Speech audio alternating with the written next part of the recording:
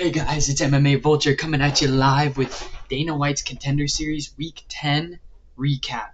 And we're going to go ahead and jump right into the first bout of the night, being Mohamed Adu versus Jonathan Micallef.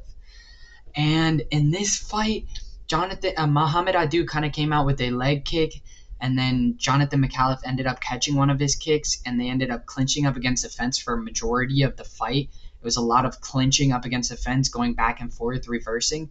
Eventually, Micallef did end up getting Mohamed Adu down, and Mohamed Adu eventually found his way up.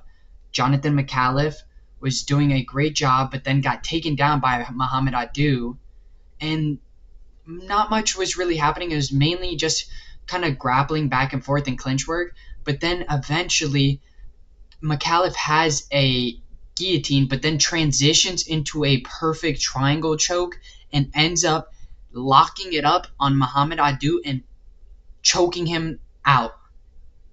And it was clean. It was a clean transition from Micallef.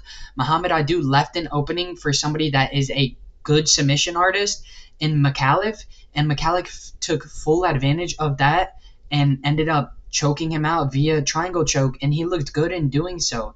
I did not see that coming. I thought Mohamed Adu was going to be able to fare better than that. I just think that he made a mistake maybe, and Micallef was right there to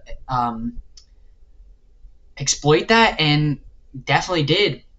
Jonathan Micallef won via triangle choke and looked good doing so. And let's move along to the next bout, in which was the chick fight. Julieta Martinez versus Leslie Hernandez.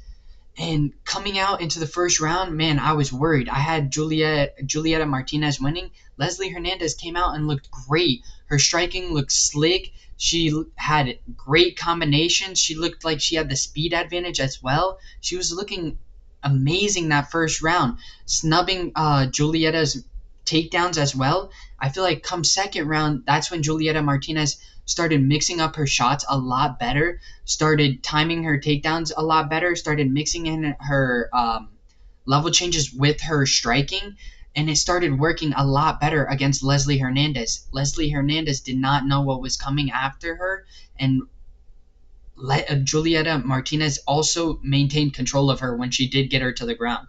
That is another thing.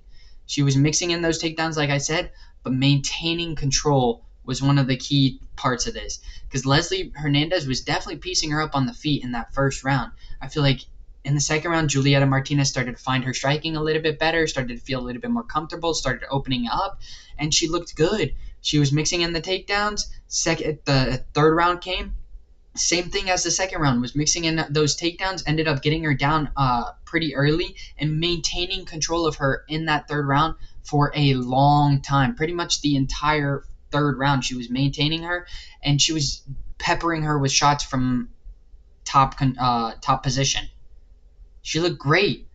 At first, like I said, I was worried in that first round because Leslie Hernandez looked phenomenal. She was snubbing Julieta's takedowns, was looking like the slicker fighter on the feet, looking more technical. But no, Julieta Martinez adjusted and found a way to beat her and took it to the ground where she had the grappling advantage, and it showed, man. She is a 20-year-old prospect that has a lot of room to grow, and I know she didn't get the contract, but she will be back, and I think that she's going to be an amazing fighter in this strawweight division when she comes back.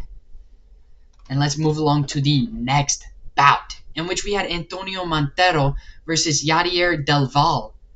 And I am fucking surprised at how this went. I had Antônio Monteiro, and I was pretty confident in him. I thought he was the all-around better fighter, but man, oh man, was I wrong. Coming into this fight, Yadier DelValle came out first round, looks phenomenal with his striking. I feel like Yadier DelValle, the reason that he won was because he turned this into a complete brawl, a dirty fight, and he is nasty on the inside. His inside boxing is absolutely disgusting. His knees, his elbows are devastating, dude. That was the key to this fight. Yadier made it a brawl, and Antônio Monteiro is an absolute tough, durable fucking fighter, but he got his ass handed to him by Yadier DelValle, who outstriked him, overwhelmed him, kept putting the pressure on him and clinching him up, landing a couple of takedowns of his own. And, dude, man, it was a brawl between these two. Like, they were slugging it out, throwing some nasty knees and elbows, like I said. And Yadier DelValle looked like the obvious better fighter in every single front. In the grappling front, he did a great job of snubbing Antônio Monteiro's takedowns. He maintained control of Antônio Monteiro when he got him down to the ground. In terms of striking, was absolutely putting the paws on Antônio Monteiro. Absolutely putting the paws. Nice uppercuts, some nice left hooks, some nice right hooks, some nice elbows on the inside, some nice knees on the inside.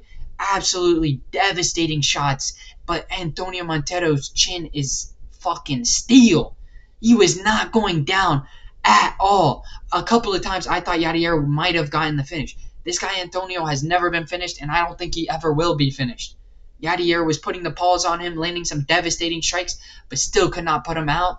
And he walks away with the 30-27 obvious unanimous decision. He looked phenomenal out there. And like I said, he won because I feel like he turned this into a brawl, which is where he thrives, and was just dominating Antônio Monteiro the entire 3 fucking rounds. And let's move along to the next bout, in which we had another banger between Luis Gurule versus Nick Piccininni. And I was on the Luis Gurule side. I thought he was definitely going to win, and he did. In the first round, he came out. Nick Piccininni started really fast. He started insanely fast, getting a takedown on Luis Gurule. But little did he know how good Luis Gurule was in the grappling department. He is actually a really good grappler. His scrambling skills were phenomenal in this fight. In the first round, Nick Piccininni comes out, gets a strong takedown on Luis Gurule, maintains a little bit of control on him, but ultimately Luis Gurule does a good job of getting back to the feet and starts finding his striking, starts actually piecing up Nick Piccininni in the later of the first round, and I feel like he definitely walked away with the first round, landing some devastating shots on Nick Piccininni. He definitely started finding his striking towards the middle to end of first round, and I feel like he clearly got that first round. Nick Piccininni, yes, got a couple of takedowns, but was struggling to kind of maintain control of Gurule. Gurule was doing a great job of getting up quickly.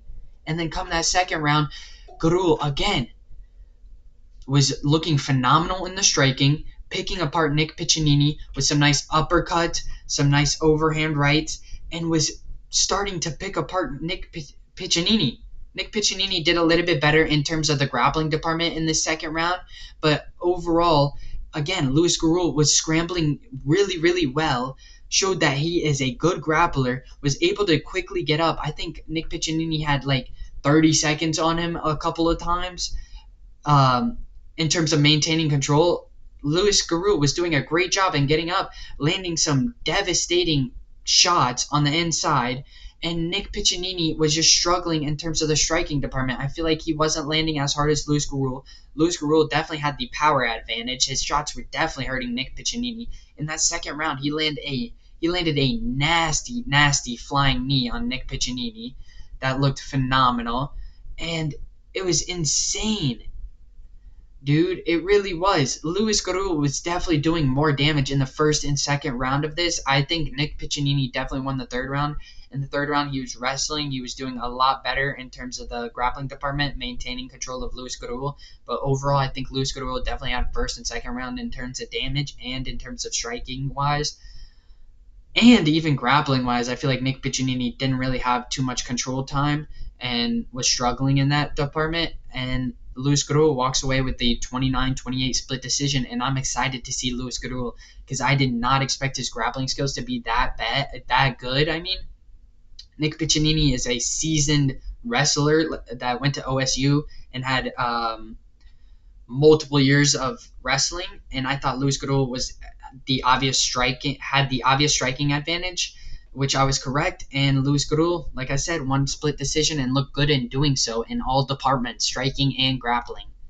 And let's move along to the main event. And if you guys haven't, don't forget to like and subscribe. And let's hop right into the main event that lasted 37 seconds, dude. 37 seconds. What the heck happened? It was insane how this fight started.